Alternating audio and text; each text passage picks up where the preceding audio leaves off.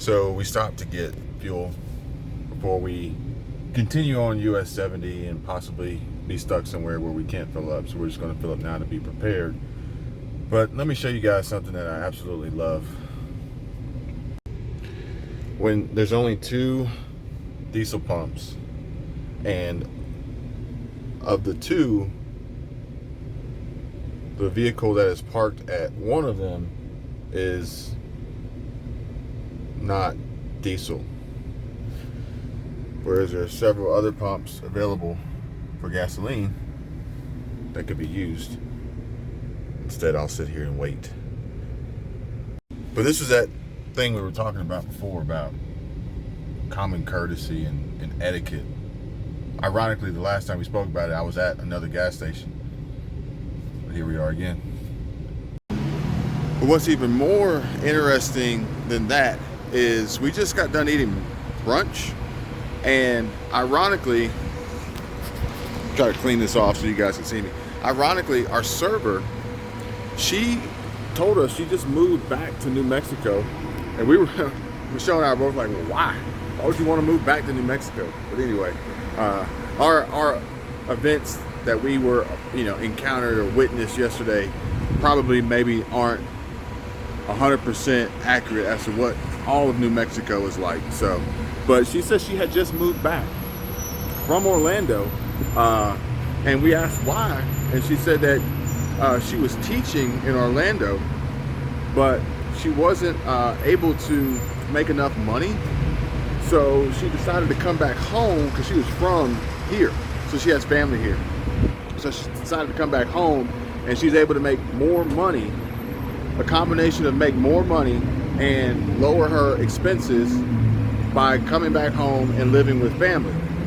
And it got me thinking, she's not the only one who's been doing that, because Michelle told me that she read an article about a teacher quitting school, they quit teaching, and they went to go manage Walmart because Walmart was going to pay them more than what they were earning teaching with a PhD, which is not hard to believe, but you got to understand what this really means. And for those who have degrees, who aren't earning who aren't quite making what they originally anticipated by getting this education and having these degrees, if you have private loans, well, the recent hike in interest rates by the Fed, by Jerome Powell, are going to make your loans cost more. And I apologize, guys, if it's a little windy out here. I didn't put the microphone on this time. I just want to give you guys this information as quickly as possible. But yeah, if you got private loans, they're going to cost more when interest rates going up.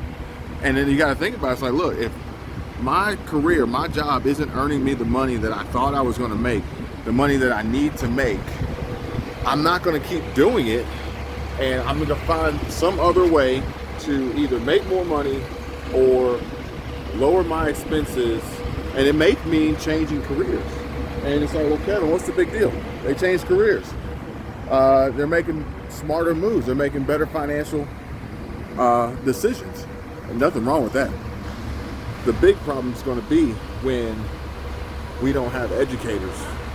Although the school systems right now are kind of iffy, and there are some topics that I don't think that they should be discussing in school, especially forcing it down the throats of some of the children with probably inaccurate information as far as the curriculum goes for these topics that shouldn't be discussed, where they completely ignore and gloss over some very valuable topics, which today you would think would be finance, and more so not just go to school, get a good education, get a good job. No, how do you manage money? How do you invest money? How do you make your money make you money? How do you start a business? How do you not only just start a business, which somebody emailed me today and said, hey Kevin, I'm ready to get started, please help me start my business. It's not just about starting a business. Anybody can start a business. I can show you how to start a business in 15 minutes online, but how do you identify and how do you create a profitable business, a business that has potential for success? How do you create a business plan? And from there, how do you execute so that your business that you created actually makes money? Because just having a small business, just being a business owner, means nothing if you're not making money. But with that being said, with more and more educators looking at the high cost of education, the low return on their salaries and their earnings, the high stress, the potential life-threatening dangers of being in schools, you guys know what I mean, and interest rates going up, loans costing more, and they can go in other fields and make more, we're going to see a decline in the amount of educators willing to put their lives on the line to teach our kids when they can go somewhere else and make more money. So just throwing that out there as a little bit of food for thought. I'd love to get you guys feedback on what you guys think about it, especially if you're an educator, or if you know an educator, or if you're in that realm, an administrator, superintendent, vice principal, principal. We have multiple growing concerns on our hands, but we have to understand and identify the every signal that we're receiving, all the key indicators that are alerting us to the bigger problem that we are soon to face.